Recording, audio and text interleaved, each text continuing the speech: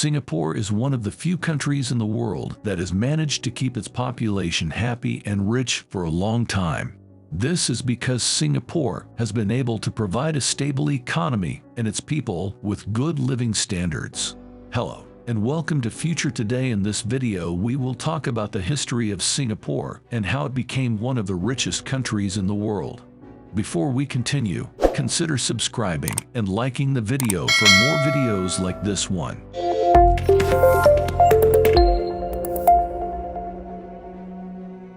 Singapore is one of the few countries in the world that has managed to keep its population happy and rich for a long time. This is because Singapore has been able to provide a stable economy and its people with a high quality of life.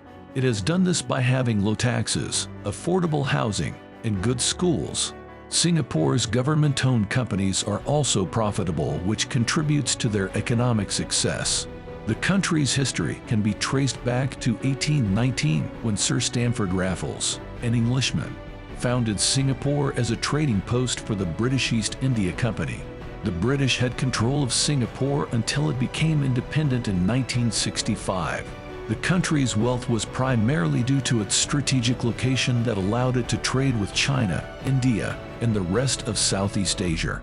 It also benefited from being a major port and an entrepot with plenty of natural resources such as rubber plantations.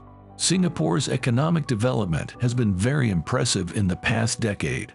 It has been ranked as the most competitive country in Asia, and it is also one of the fastest growing economies in the world.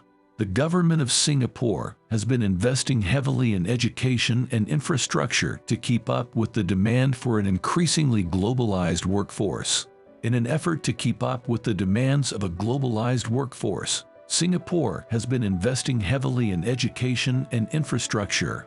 This includes making sure they have the most competitive labor costs, as well as developing a skilled workforce through programs like Skills Future. Will strengthen our support for research and innovation to help Singaporeans achieve their aspirations through our innovative mindset, policies, and institutions that cultivate a culture of creativity and scientific discovery.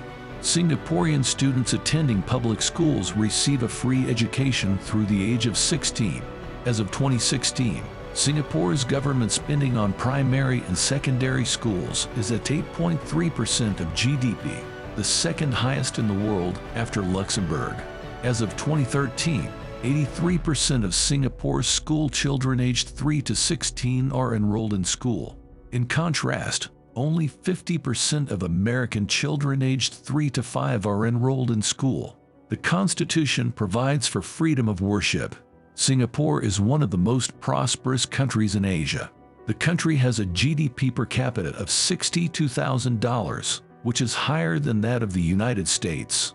Singapore also has a low unemployment rate and ranks first in the world for ease of doing business. Besides these statistics, Singapore also has a stable democracy and high quality of life. As a result, Singapore attracts many talented individuals from all over the world to come and live there. All these factors contribute to Singapore being an ideal place for business development and investments. It is also a significant export destination for China, mainly in the field of logistics, trade, and finance. China and Singapore's bilateral trade volume reached $72 billion in 2014. China's top exports to Singapore include electronics, electrical machinery, and motor vehicles, fresh fruit, and garments and textiles. Singapore's top exports to China are medical equipment, computer hard disk drives and semiconductor chipsets, and pharmaceutical products. The future looks bright for Singapore as it continues to attract talent from all over the world. With its strong fundamentals, Singapore is well positioned to grow and prosper for decades to come. Thanks for watching. Make sure to like and subscribe for videos like this one.